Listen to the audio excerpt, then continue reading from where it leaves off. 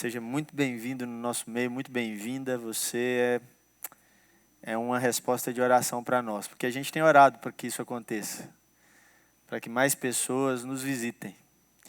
E além de orar para que mais pessoas nos visitem, nós temos orado para que mais pessoas se comprometam conosco em comunidade.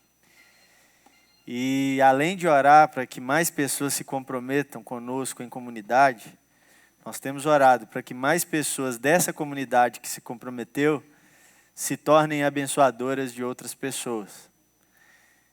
Então você é muito bem-vindo e muito bem-vinda, porque a gente acredita que você entrou nesse processo de resposta de oração que temos. Tomara que você, além de visitante, se torne uma comunidade conosco e se torne abençoador de outras pessoas conosco.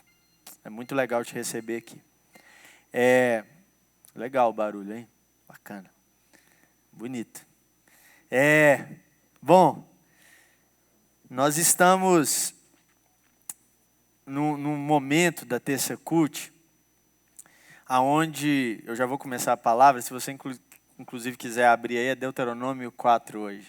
Livro do Deuteronômio, capítulo 4.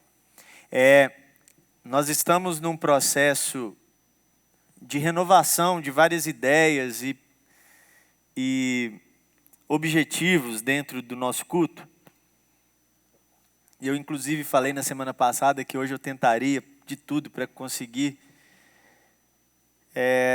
estrear o nosso novo cenário e tal. Infelizmente, já está praticamente tudo pronto, mas há uma série de detalhes que impossibilitaram que a gente fizesse isso hoje. E para ser sincero, eu não quero correr tanto, porque já demorou até agora, então vamos fazer o negócio direito, né? Aquela ideia do fazer bem feito e demorado é melhor do que fazer com pressa e fazer tudo errado, né? Mas já está basicamente tudo pronto. Porém, acontece que eu vou precisar pedir, e mais do que pedir, convocar a ajuda desses que estão comprometidos conosco em comunidade.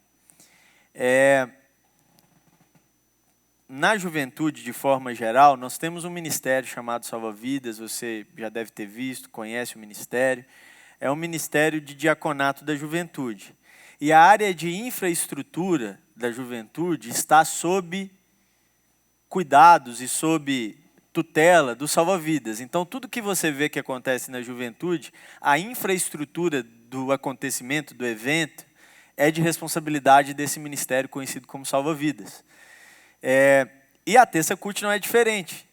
Também está sob a tutela do Salva Vidas, que no nosso culto aqui, o líder responsável, ou os líderes responsáveis, são o Diego, aquele rapaz bem apessoado ali.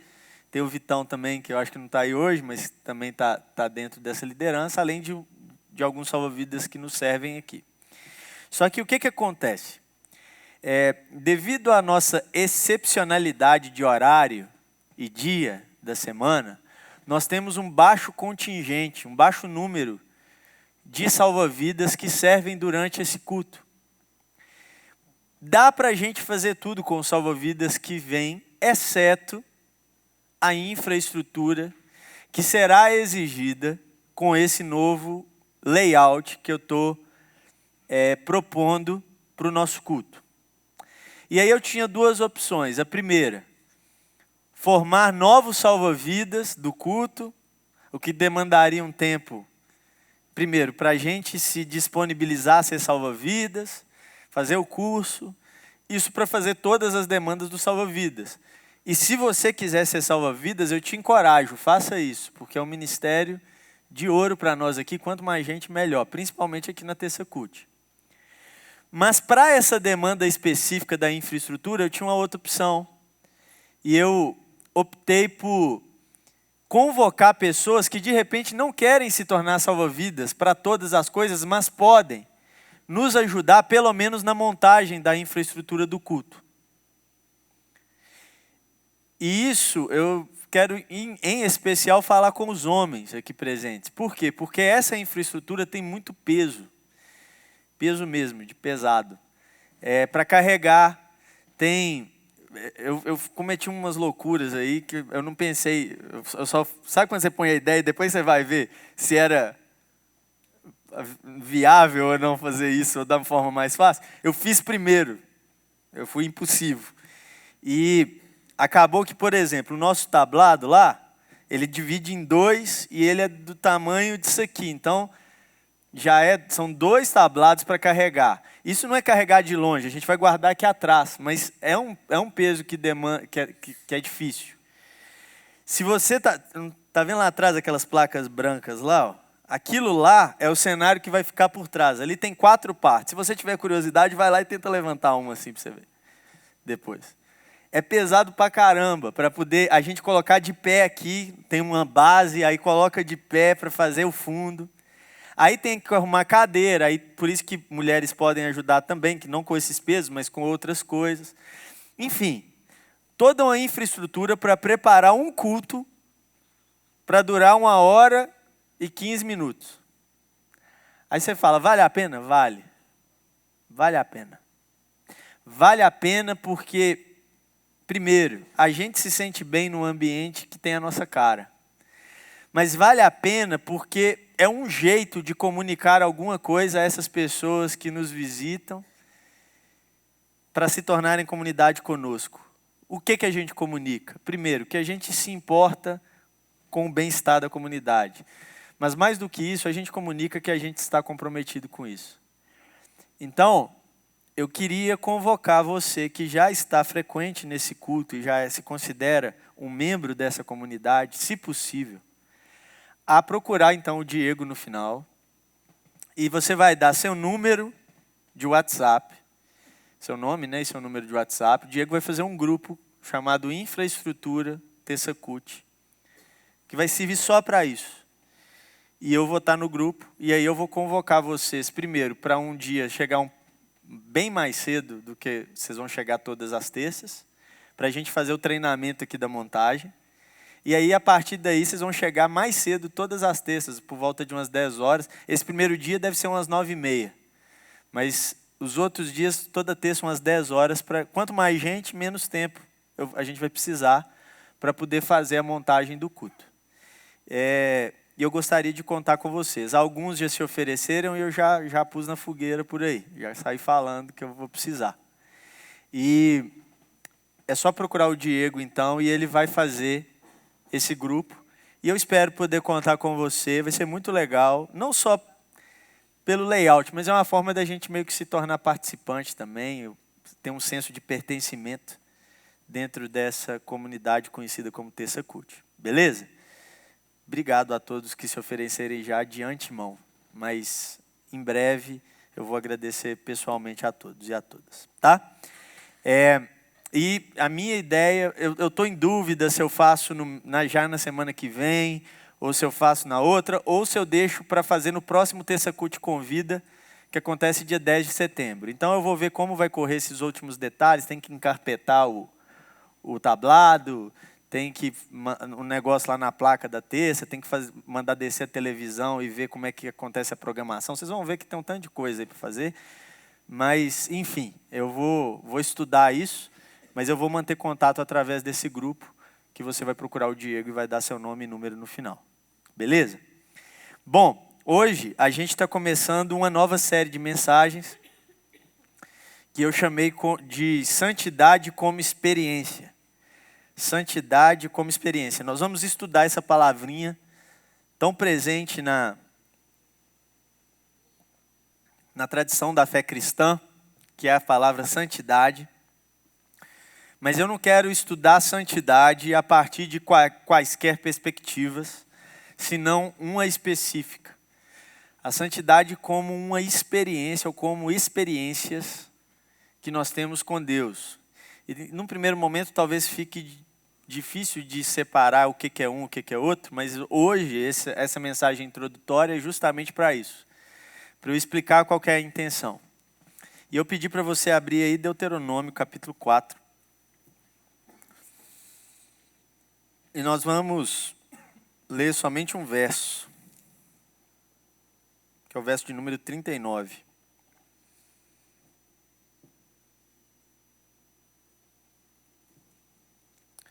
Reconheçam isso hoje e ponham no coração que o Senhor é Deus, em cima nos céus e embaixo na terra. Não há nenhum outro. O Senhor é Deus em cima nos céus e embaixo na terra. Não há nenhum outro. Senhor Deus, nós oramos ao Senhor e pedimos a iluminação do Senhor sobre nós, sobre o que vou dizer, e que isso encontre rumo no nosso coração, nos encontre em algum lugar e dimensão da nossa vida, do nosso cotidiano, que a gente seja tocado pelo Teu Espírito nessa noite. É em nome de Jesus que nós pedimos e oramos. Amém. Você sabe que se eu disser assim e pedir para completar a frase Deus é, que Deus é? Os cristãos, na sua grande maioria, vão responder a mesma coisa. Você sabe disso, não sabe? Se eu chegar para cristãos e falar assim, complete a frase, Deus é, com que os cristãos completariam essa frase? Amor, não é? Porque nós temos um verso na Bíblia que diz Deus é amor, e nesse verso, mas não somente no verso, mas na ideia, por detrás do verso se constrói tudo o que a gente conhece como cristianismo. Deus é amor, e isso é algo do Novo Testamento, algo que surge, essa ideia de Deus é amor, surge posterior a Jesus Cristo. Porém, para os judeus, ou seja, aqueles que têm somente o Antigo Testamento como palavra de Deus revelada, se você chegar para um judeu e falar Deus é muito provável, tal qual um cristão responde amor, é muito provável que um judeu responda santo. Deus é, ele vai te responder santo. Deus é o santo. Deus é santo. Porque dentro do que a gente conhece como Antigo Testamento, nenhuma característica de Deus foi mais repetida e nenhuma ideia sobre Deus foi mais difundida do que a ideia de santidade de Deus. O atributo de Deus mais falado do Antigo Testamento de longe é esse atributo relacionado à santidade de Deus. As palavras santo ou as derivadas dela no hebraico, kadosh, kedash, essas palavras aparecem só no Antigo Testamento cerca de 800 e poucas vezes. Há uma relação da santidade com Deus. Quem é o santo? O santo é Deus. E não é só que Deus é santo. Deus é santo, santo, santo. Se você vai, por exemplo, nas orações dos judeus, quando eles falam Deus é santo, eles não falam uma vez só, eles falam Deus é santo, santo, santo. Ou você pega, por exemplo, na visão de Isaías, quando Isaías tem uma visão e querubins estão em volta do trono de Deus cantando santo, santo, santo. Os querubins e o Rodolfo Abrantes, né? Eles cantam santo, santo, santo ao redor do trono. Por que isso? Porque no hebraico não existe superlativo como no português. Quando você quer falar que alguma coisa é muito no português, existe uma palavra ou um final de palavra, que eu esqueci como é que chama isso agora, fugiu, um sufixo, que indica um superlativo. Por exemplo, santo, santíssimo. Não é assim? A gente não vai para o santíssimo. Excelente, excelentíssimo, ou excelência, excelentíssimo. Você tem a ideia de superlatividade, através de uma palavra só. Mas no hebraico isso não existe. Quando eles querem passar a ideia de superlatividade, eles pegam aquela palavra ou aquele adjetivo e eles repetem esse adjetivo. E quanto mais repete, quer dizer que mais superlativo é. Quando eles falam 2 vezes é que algo já é muito. Quando eles falam 3 vezes é porque algo é completamente. Então, santo, santo, santo é aquele que é completamente santo. Santíssimo, íssimo. Certo? Por isso que você vai ver santo, santo, santo. Por isso que você vai ver milhares de milhares. Já viu essa expressão na Bíblia? Eles não tinham a contagem superlativa, então eles tinham que refazer isso através de repetição. Em verdade vos digo. Por que precisa falar 2 vezes verdade? Em verdade, verdade vos digo. O que quer dizer isso? Que é uma verdade muito verdade. Deu para entender? Então, santo, santo, santo é a mesma coisa. A ideia de superlatividade da santidade de Deus. Só Deus é o santo, santo, santo.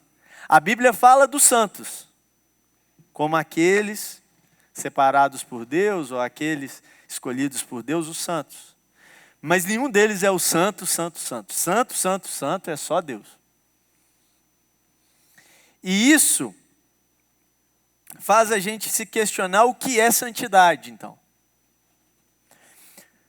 Porque nós sabemos que a Bíblia nos dá essa ordem, esse imperativo de santidade. A ideia de que nós devemos ser santos, porque o nosso Deus é santo. Isso tanto no Antigo Testamento, como no caso do Levíticos, por exemplo. Sede santos, porque eu sou santo.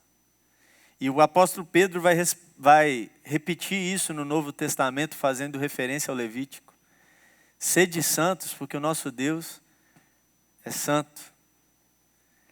Tem uma ordem aí embutida. O autor da carta aos Hebreus, por exemplo, ele chega a dizer diferente, mas a mesma coisa, falando que sem santidade é impossível agradar a Deus. A pergunta é de que eles estão falando? Quando eles estão falando de santidade, ser santo, o que é isso? Em outras palavras, se eu fosse perguntar ainda mais, saindo da teologia e vindo para o campo da vida, como eu vejo uma pessoa santa? Quem que é o santo aqui? Quem que é a santa? Como eu posso identificar alguém que seja santo, alguém que seja santa? E se posso identificar, e se não posso, como que fica esses versículos que mandaram a gente ser santo? Essa é a ideia. E, infelizmente, eu não sei se infelizmente, mas para mim, pelo menos, infelizmente, a gente tem um entendimento muito raso desse conceito conhecido como santidade. Um entendimento muito raso, porque a gente pegou um atributo de Deus e igualou esse atributo de Deus à santidade. O que não necessariamente é a mesma coisa. Por exemplo, na verdade o que a gente fez foi isso. A gente pegou o caráter de Deus, que é perfeito, e disse que Deus é santo por causa do seu caráter perfeito. E isso é santidade. Então, o que é santidade dentro dessa lógica? Santidade é ter o caráter perfeito. E dentro dessa lógica se montou toda a estrutura e ideia do que entendemos como santidade. Então, eu separei aqui na minha organização, para falar com vocês, 4 coisas que a gente entende sobre santidade dentro dessa lógica. Ou a maioria das pessoas, quando a gente fala assim, você tem que ser santo. Ou quem é o santo, quem é a santa. O que as pessoas entendem quando a gente fala essa palavra? A primeira coisa é que as pessoas entendem santidade como perfectibilidade moral, pureza. Quem que é o santo e quem que é a santa? O santo é o que não tem pecado. O santo, pecado aqui não no sentido da condição humana, não. Pecado no sentido do erro de caráter moral. Quem que é o santo e quem que é a santa? aquele que não tem erros morais, que não tem comportamentos inadequados moralmente. Então pegue, por exemplo, alguém que tem comportamentos inadequados moralmente de natureza sexual. Um adúltero, um promíscuo. Essa pessoa ela não pode ser chamada santa. Por que não? Porque o santo é aquele que não tem esses comportamentos. E por que o santo é aquele que não tem esses comportamentos? Porque santo é quem? É Deus.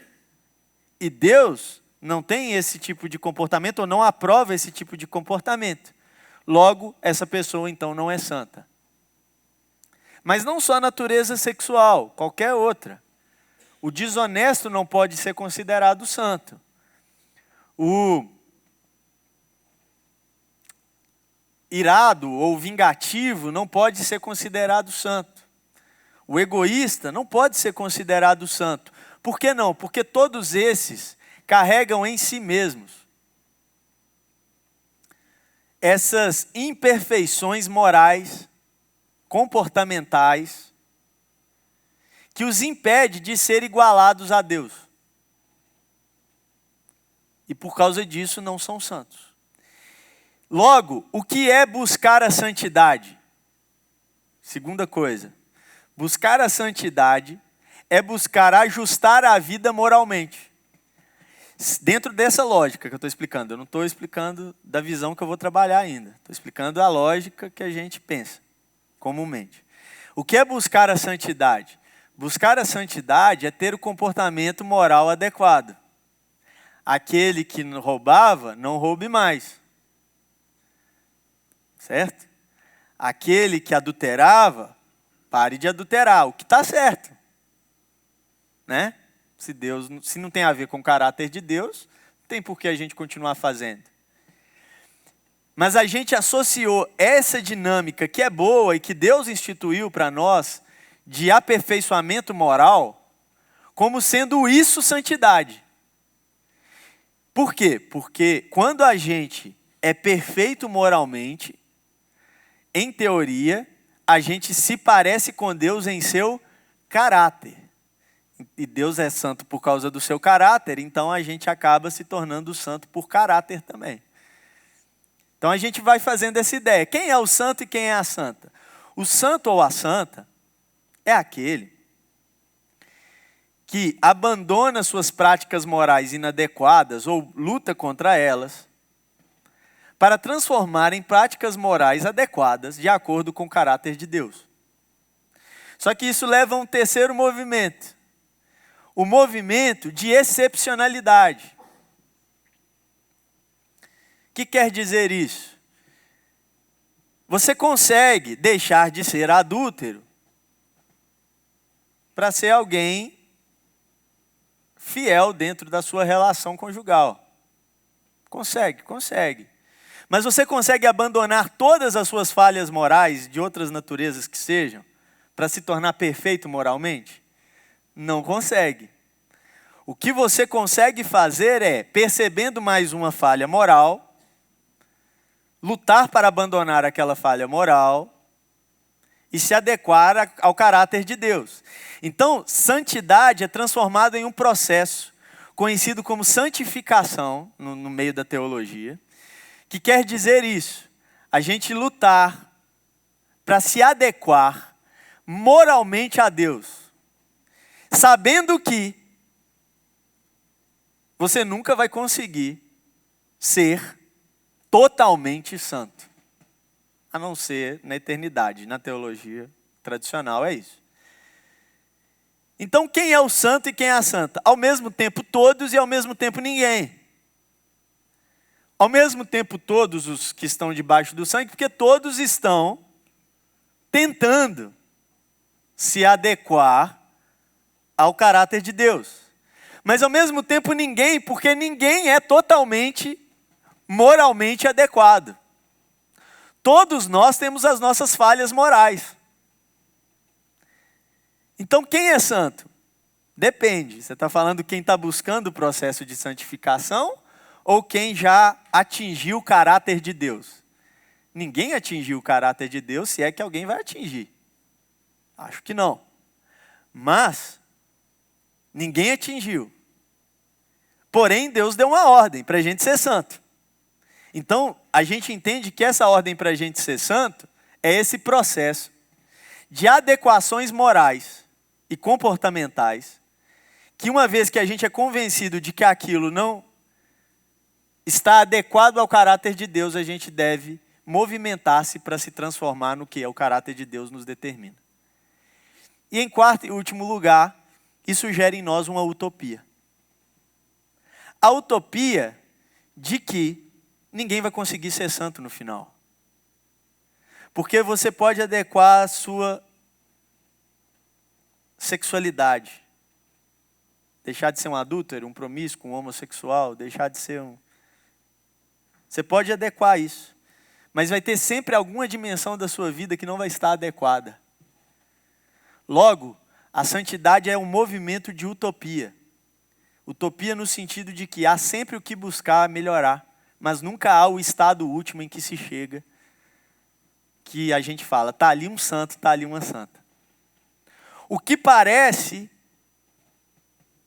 ser uma aparente contradição bíblica. Porque, por exemplo, o apóstolo Paulo, fecha ali para mim, por favor, por causa do som, alguém. O apóstolo Paulo, ele quando escreve as suas cartas, em geral ele escreve assim, aos santos. Como ele pode chamar de santo quem ainda não se adequou totalmente, moralmente a Deus? Mas ele chama. E ele diz que continua cooperando para os santos. Mesmo esses que não estão moralmente adequados ao caráter de Deus. Desculpe. Dentro disso, o que eu quero tentar fazer com essa série? Sugerir que talvez, só talvez, não me bata, a gente possa pensar a santidade por uma outra perspectiva. Que não essa, de se adequar moralmente. Não que isso esteja errado, adequar-se moralmente. Mas primeiro, afirmar que essa adequação moral que nós temos de acordo com o caráter de Deus, apesar de boa, não nos garante nada. Segundo, que não é isso que Deus chama de santidade, ou pelo menos não é somente isso. Terceiro, que um santo e uma santa não são identificados por isso. E a partir dessa perspectiva, te dizer o seguinte, que você não precisa ser perfeitamente moral para agradar a Deus sendo santo. Porque se sem santidade é impossível agradar a Deus, quem nunca é santo nunca agrada a Deus. E isso vai causar em nós... Qual que é o perigo, então, de ler santidade dentro dessa perspectiva que a gente acabou de ler? 2 perigos. O primeiro, o perigo da frustração. Da gente sempre tentar ser o que a gente não consegue ser. Perfeito. Ou pior, o perigo da hipocrisia. De achar-se que é perfeito quando não é. E falar que é santo porque tem que ser santo. E aí se lê diante dos outros como perfeito. E se vê na condição de, como santo, julgar aqueles que não são santos. Mas na verdade ninguém é. 2 perigos terríveis. Mas por que a gente cai nesses perigos? Porque a gente leu esse negócio chamado santidade, que é uma ordem e um imperativo de Deus para nós, como aperfeiçoamento moral. E aonde eu considero que está o equívoco dessa ideia? No começo, onde geralmente todos os equívocos estão, né? No começo. E qual é o começo? A ideia de que Deus é santo, porque Ele é perfeito moralmente. Olha a montagem do nosso raciocínio. Por que Deus é santo? Deus é santo porque Ele é sem erro, sem pecado. E o fato de Deus ser sem pecado é que torna Deus santo. Essa ideia é a ideia de que se existisse um de nós, seres humanos, que não tivesse pecado, não existe a não ser Jesus Cristo. Mas se existisse um de nós, seres humanos, que não tivesse pecado, esse ser humano seria igual a Deus, porque seria santo. E isso não é verdade. O que nos diferencia de Deus não é a nossa imperfectibilidade moral e a perfectibilidade moral de Deus. Essa é uma das diferenças entre nós e Deus. Deus é perfeito moralmente e a gente é imperfeito. Também moralmente, a gente é imperfeito. Mas Deus é perfeito em todas as coisas, inclusive na sua moral. Mas não é isso que torna Deus Deus e a gente a gente. A gente tem essa ideia de que Deus é a gente melhorado. Você entende? A gente carrega em nós a ideia de que Deus é a gente sem erro. Não é. Que Deus é a gente com a moral intacta. Não, Deus não é isso. Deus é outra coisa. Deus é alguém fora dessa dimensão do que nós somos. Deus é outro ser. Não tem nada que se pareça com Deus, não tem nada que possa ser comparado a Deus dentro do mundo que nós conhecemos. Deus é outra coisa, e é isso que o Deuteronômio está querendo falar com a gente. Deus é Deus, acima dos céus, embaixo da terra, e não há nenhum outro como Deus. Deus não é um da gente elevado à perfeição. Não, não é. Porque um da gente elevado à perfeição, ainda diante de Deus é outro. Ainda diante de Deus é menor. Um da gente elevado à perfeição, ainda diante de Deus é criatura. Só há um Deus. Só há um outro. O que eu quero dizer para você é que Deus não é santo porque Ele é perfeito moralmente. Deus é santo porque não há nada que se compare a Ele. Deus é santo porque Ele não está sob as mesmas condições de existência, de ser, de essência que nós estamos. Eu prometo para você que eu estudei o máximo para tentar deixar essa ideia o mais mastigado possível. Eu sei que é difícil. Mas eu estou tentando explicar com a maior singeleza que eu consigo. Mas é que a ideia é tão fora da caixa que é assim mesmo. Deus é qualquer outra coisa que você não conheça. O Agostinho, não o da Grande Família, o teólogo, o Agostinho da Idade Média, ele pensou uma coisa e escreveu uma coisa que traz essa ideia para nós.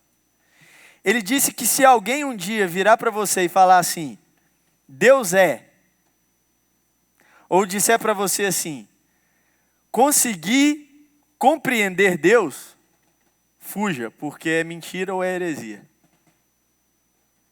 Porque Deus não pode ser entendido, compreendido pela mente humana. Por que não?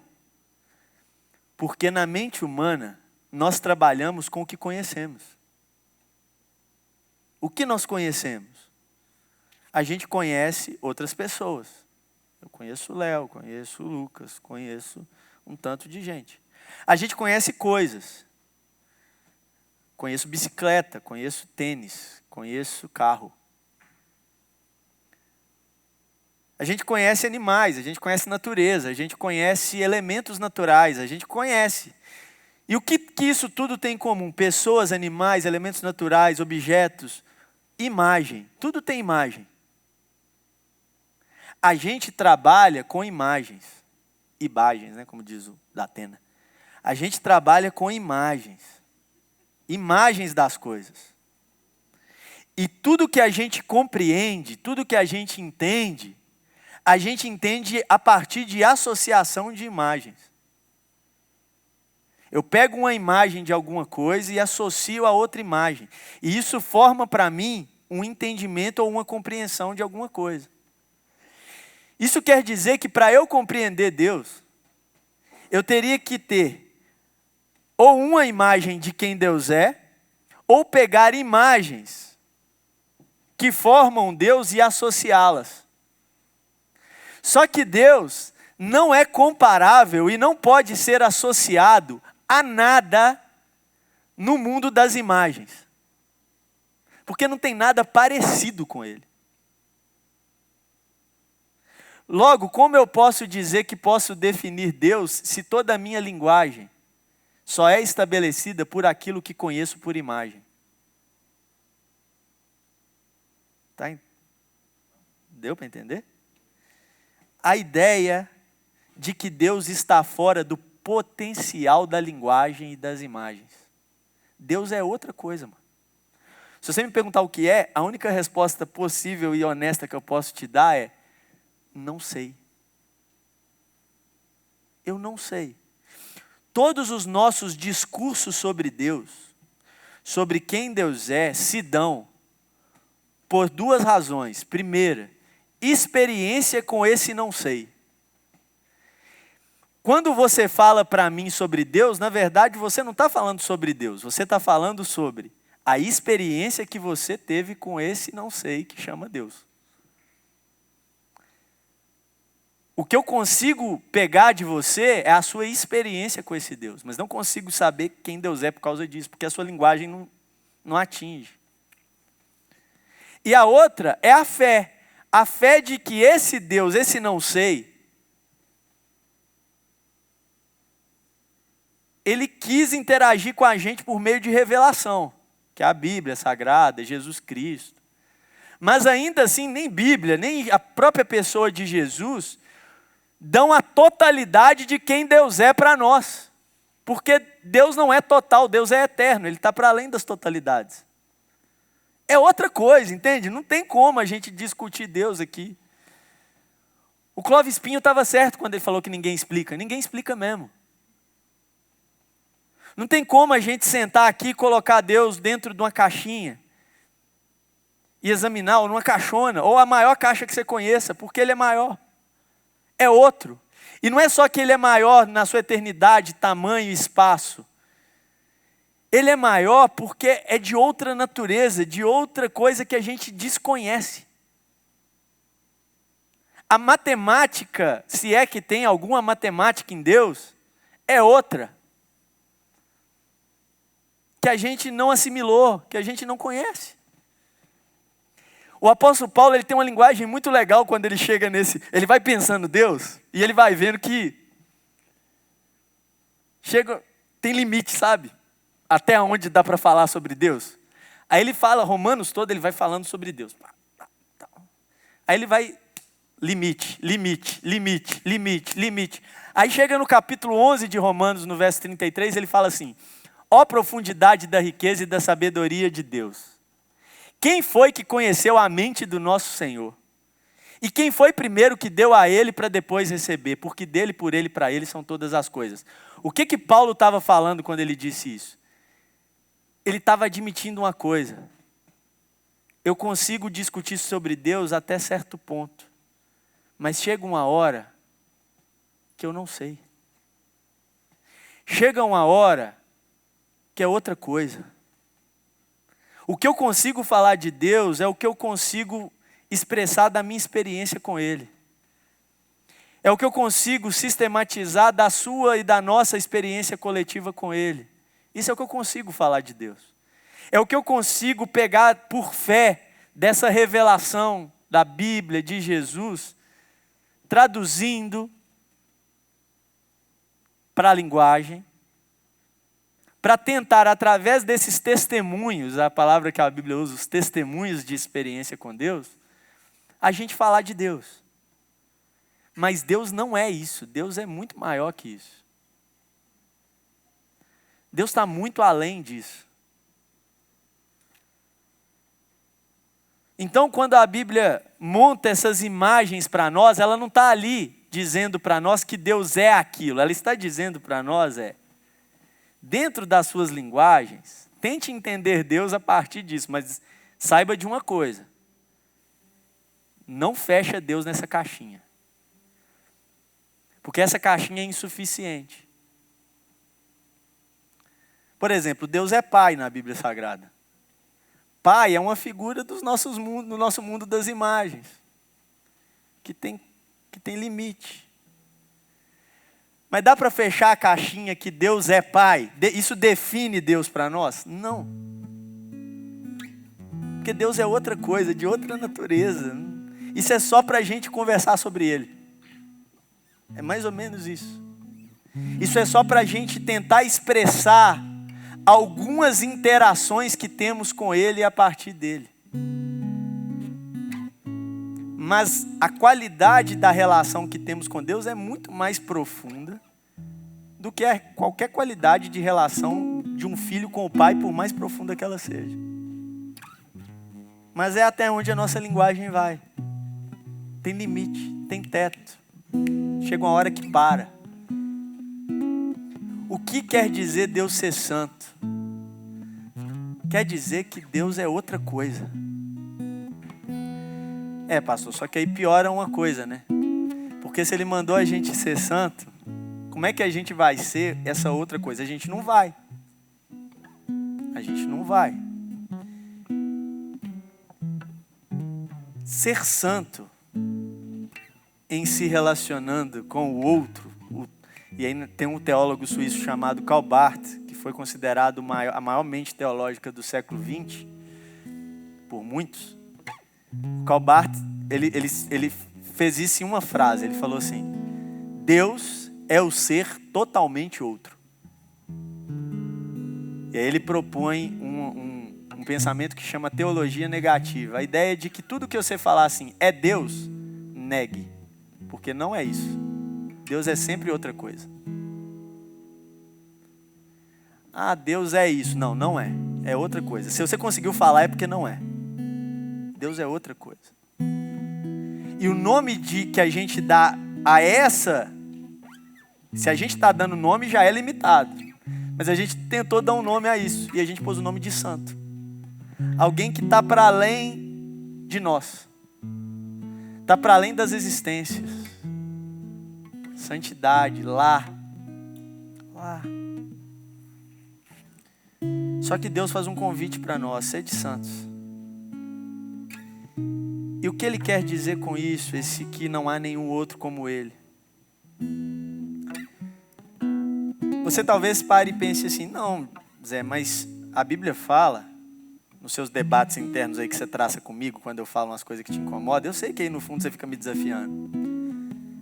Eu sei, eu sou assim também. Quando eu sento aí eu desafio o pregador também. Lá no fundo da minha cabeça eu falo, eu queria ver ele responder essa. Eu sei que você está fazendo isso. E aí lá no fundo da sua cabeça você pode estar falando assim, não, Zé, mas na Bíblia fala que nós somos a imagem e semelhança de Deus. Como que Ele é o totalmente outro? A imagem da coisa não é a coisa não, amigo. É totalmente diferente a imagem da coisa e a coisa. É só uma imagem da coisa.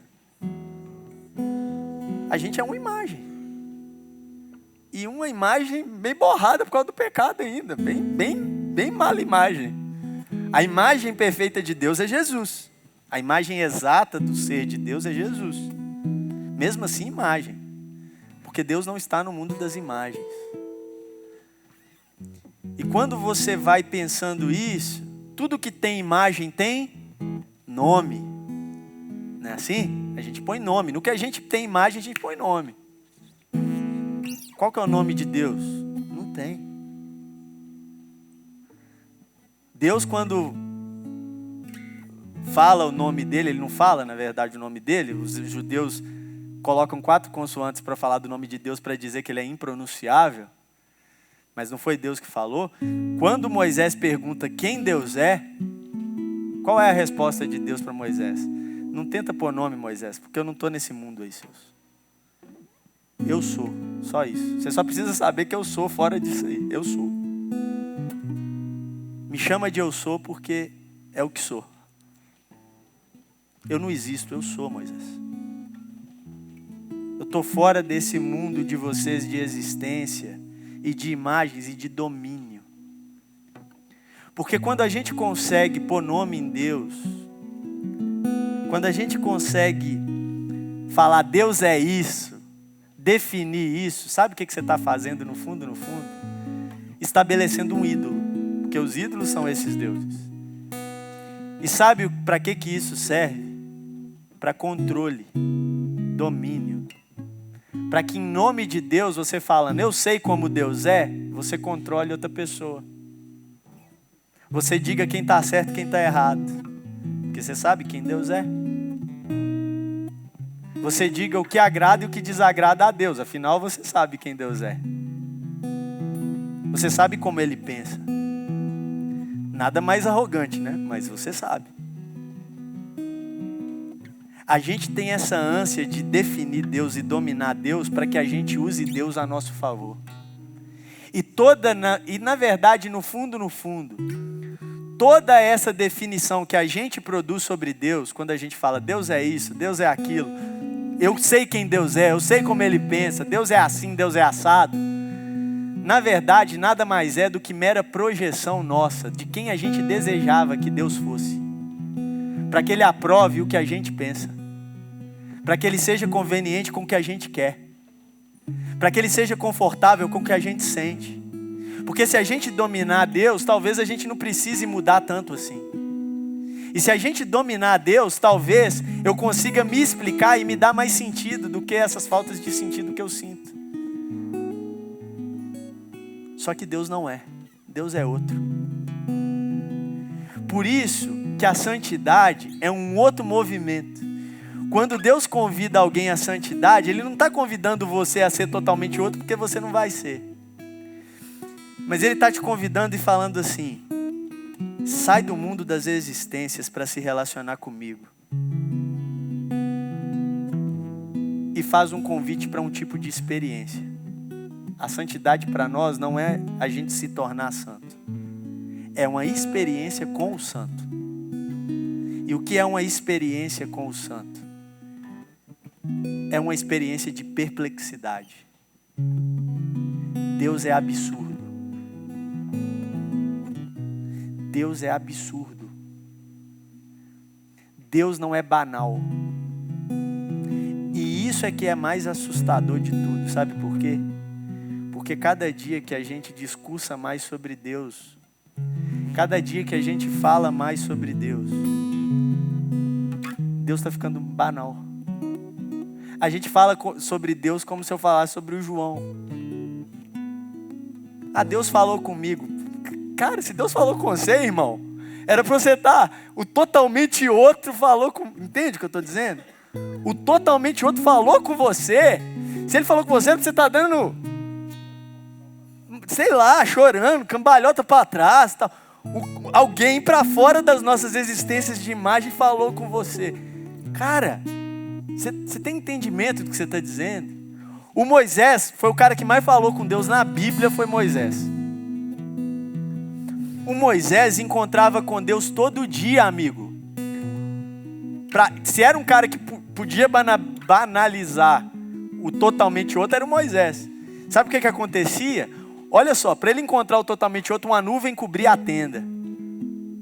E ninguém podia entrar. Ele não via o outro. Ele só se relacionava com esse outro. E quando ele saía de lá de dentro da tenda, o rosto de Moisés brilhava como o sol. E você vem me falar com essa cara lavada, que o totalmente outro falou com você assim, eu não estou duvidando da sua experiência com Deus, não é isso.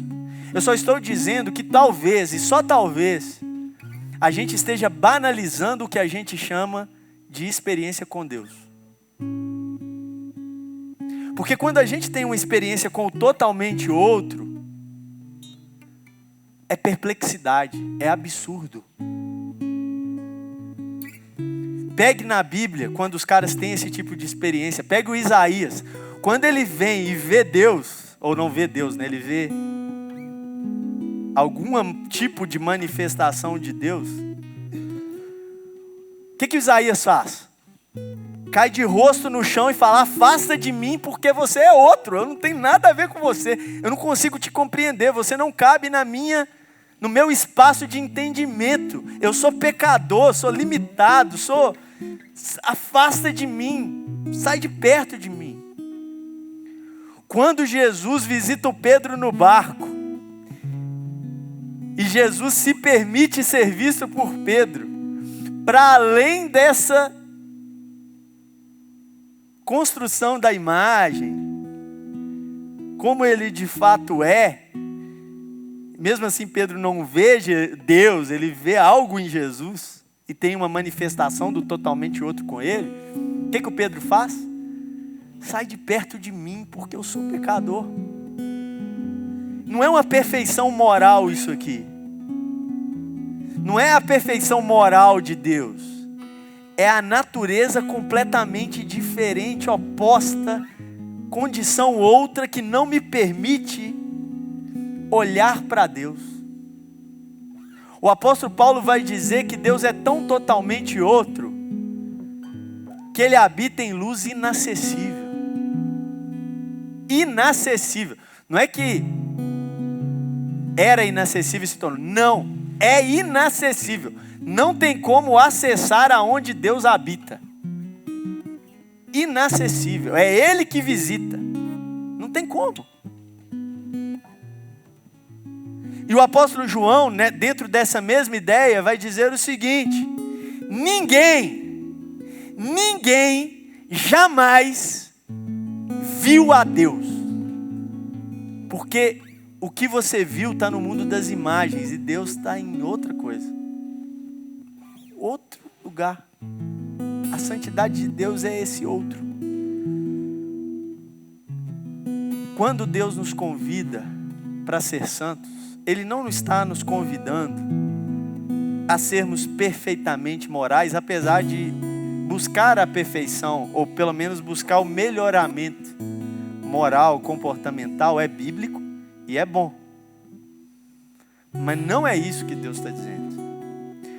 O que Deus está nos dizendo dentro dessa perspectiva que eu ofereço para você é: quando você quiser se aproximar de mim, primeiro, saiba de uma coisa: você não consegue. Eu estou em lugar inacessível, você não me acha. É como se Deus estivesse dizendo: sou eu que te acho, amigo. É Ele que acha a gente, porque a gente não acha Ele. Não tente, eu vou te achar. Mas mais do que isso, é Deus dizendo: quando eu te achar, não banalize a minha presença. Porque você não está falando com qualquer um, não.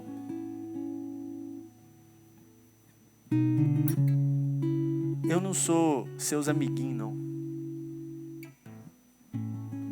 Você não está falando com sua família, não. Você não está falando com seu pai, sua mãe, seus irmãos. Você não está falando com seu pastor, não. Você não está falando com ovelha sua, não. Quando eu quiser te dar algum tipo de experiência dentro desse mundo de imagem seu, só para você entender alguma coisa que eu quero,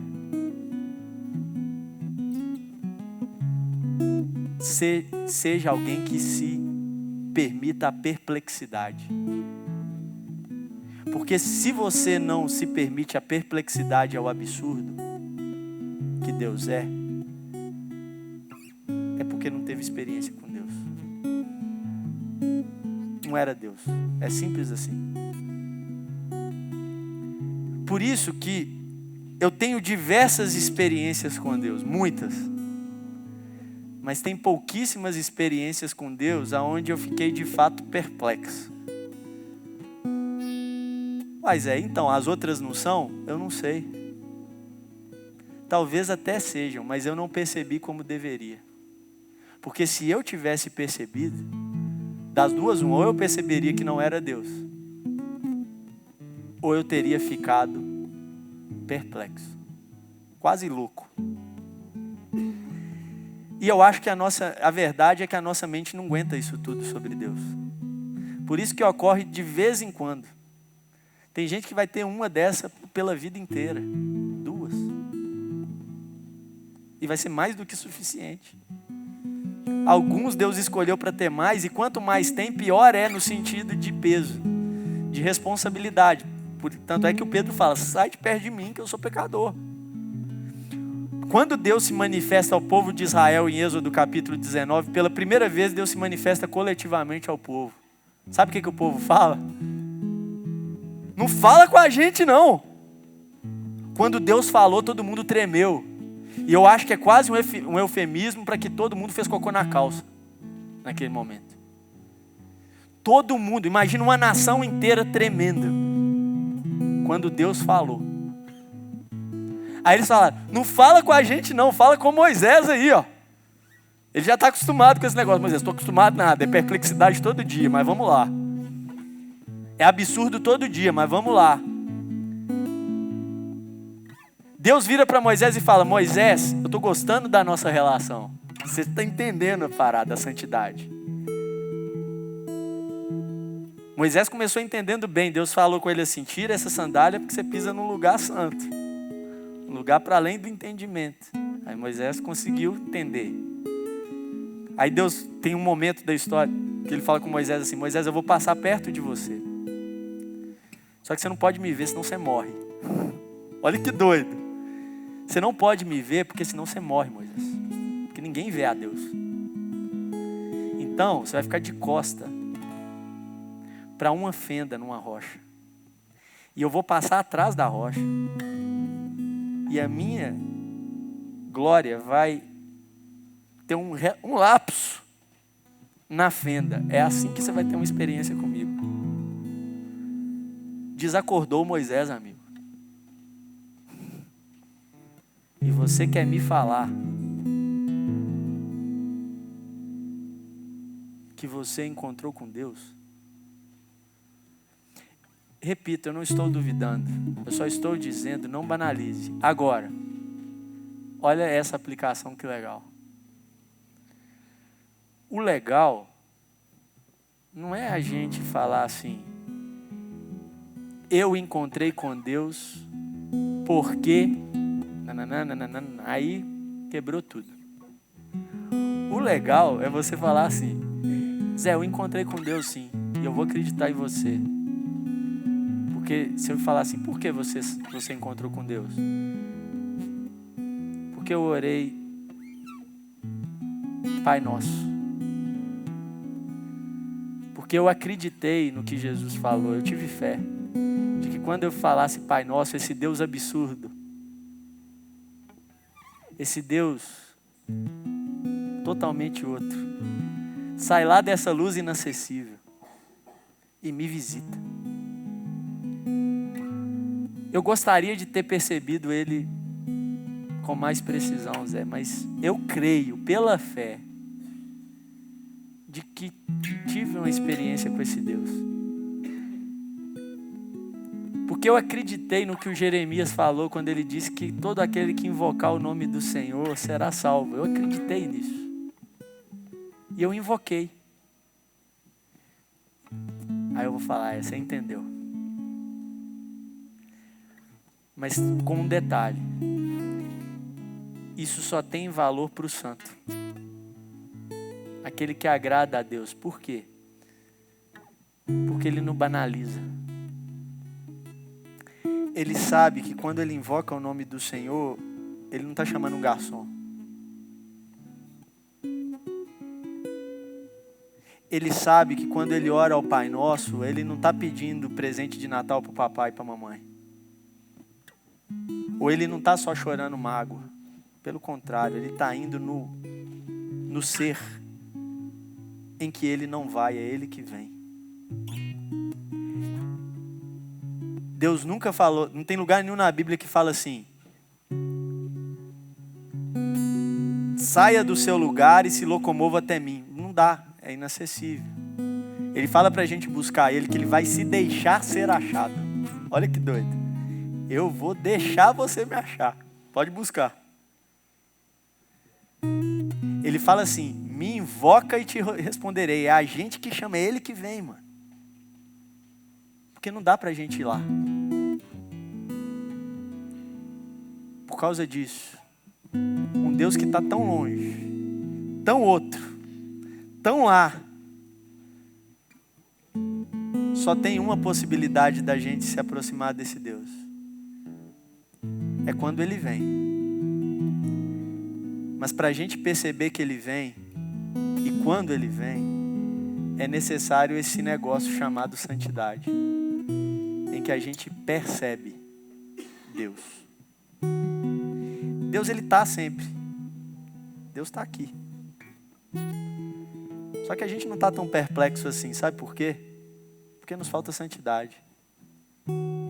O dia que a gente tiver com a santidade, e eu não estou falando de perfectibilidade moral, eu estou falando dessa experiência de percepção do absurdo. Você tem noção do que isso quer dizer? Que um ser totalmente outro, diferente de tudo que você já viu, conhece, maior, melhor, não está nem nessas condições e categorias de qualidade. Alguém inexplicável está aqui, no nosso meio. E a gente tem essa loucura de acreditar que esse absurdo falou que nos ama. E falou que nos quer bem. E falou que quer a gente para ele. A gente está acreditando, isso chama fé. A gente está acreditando. Por isso que a gente está aqui. Mas a gente ainda banaliza demais. Porque se a gente tivesse fé, mas tivesse essa consciência desse poder, dessa experiência, talvez a gente viveria de joelhos, em prantos, dizendo: sai de perto de mim porque eu sou pecador. Se afasta. Eu não tenho condição de... E se com muito custo ele conseguisse fazer o que ele fez com Moisés, ele consegue, né? Mas custo por causa da gente. Com muito custo ele fizesse isso, talvez a gente fizesse a mesma viagem que o Pedro fez quando Jesus apareceu no Monte da Transfiguração. Ele falou assim: vamos fazer uma tenda e vamos morar nesse negócio, gente. Porque o mundo perdeu o sentido. A gente conheceu totalmente outro e o mundo conheceu em termos. A gente identificou totalmente outro. Há uma diferença entre identificar e conhecer a Deus. Por exemplo, se você chegar ali hoje e disser assim: quem é o pastor dirigente do culto? Se alguém chegar ali para você e falar assim: quem é o pastor dirigente do culto? Aí você fala: é o Zé Renato. Aí o cara vem em mim e fala: você é o Zé Renato? Aí eu falo: eu sou o Zé Renato. Aí ele fala: então eu te conheço. Eu falei: não, você não me conhece. Te conheço, você é o Zé Renato, você é pastor, você é magro, você tem uma barba, você tem a voz feia, você tem um ar arrogante às vezes, você é risonho, mas às vezes é muito sério. Te conheço, estou te vendo aqui, te conheço, você chama Zé Renato. Não, você não me conhece. Isso tudo que você falou é verdade. Mas isso é porque você me identifica. Porque para me conhecer, Você vai ter que conviver comigo, ó. Tem coisas muito piores sobre mim que eu posso te falar, que você não faz ideia. E tem coisas que talvez até sejam melhores do que você imagina, mas você também não faz ideia. Porque para me conhecer, você vai ter que andar comigo. Para me conhecer, você vai ter que se relacionar comigo. Você vai ter que ganhar intimidade. Você vai ter que conviver. Você vai ter que me ver em determinadas situações agindo de diferentes formas. E tem pouquíssimas pessoas que me conhecem, para ser sincero. Algumas bem mais que outras, mas pouquíssimas. E para ser sincerão mesmo, nem eu me conheço tão bem. E você quer me falar que você conhece Deus? Você consegue identificar Deus. Jesus, cruz, Pai, invocar, identificação. E está certa a identificação, pela fé. Mas conhecer a Deus é uma experiência de santidade. Requer relacionamento. Requer convívio. Não existe santidade de um dia. Santidade é uma decisão de conviver e de ficar convivendo. Santidade é uma decisão de conviver para conhecer cada dia mais e prosseguir em conhecer. O profeta Oséias fala que conhecer a Deus e prosseguir em conhecer a Deus. Se já conhece, por que prosseguir em conhecer? Porque sempre tem mais para conhecer. Ele é outro. Ele é outro. Não tem tamanho e é outro. Olha que doido. Você vai conhecer. Você nunca vai conseguir conhecer ele completamente. Você vai ter sempre mais alguma coisa para conhecer. Santidade é a experiência que nos conduz para um lugar de perplexidade e absurdo. Por isso eu quero te convidar a fazer uma oração comigo hoje. E a oração é essa. Mas você só vai fazer se você for louco bastante para isso. Deus, eu só quero uma experiência de perplexidade com o Senhor. Pode orar pedindo isso, não tem problema. É loucura, mas pode orar. Se você tiver coragem, ora.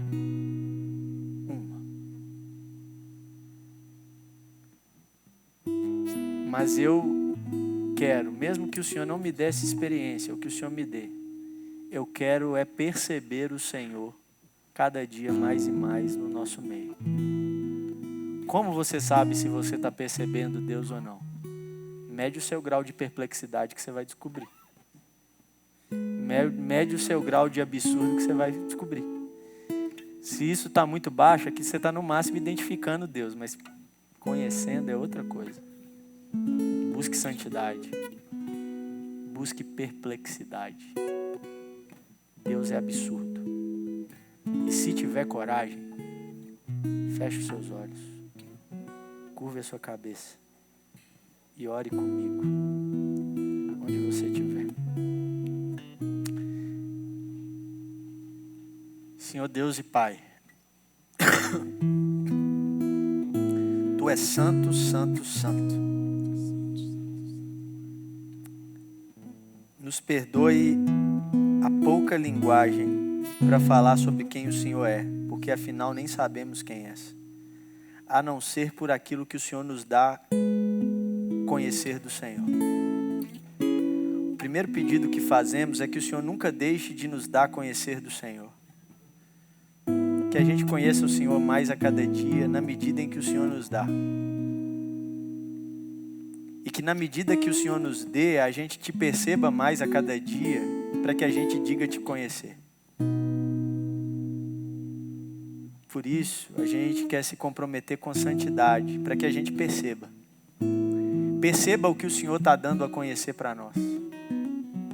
Perceba quais são as imagens e rostos e lugares que o Senhor está dando a conhecer para dizer algo sobre o Senhor para nós, para que a gente repasse como testemunho a outros. Que a gente perceba o Senhor. Mas a gente te pede que a gente não perca a perplexidade quando perceber. Que a gente não banalize. Que a gente não deixe isso algo comum demais, porque senão isso é um sinal que a gente já te perdeu. Que o Senhor já saiu do radar. E isso a gente não quer. E agora só aqueles que tiverem coragem, de verdade, orem comigo assim: Senhor Jesus, eu te peço uma experiência de perplexidade real e absurda. E eu creio que se o Senhor quiser, o Senhor pode me dar. Se o Senhor não der, eu vou buscar a santidade do mesmo jeito. Mas eu te peço, uma só, para que ela me sirva para ficar perplexo com o mínimo movimento do Senhor no nosso meio. Em nome de Jesus.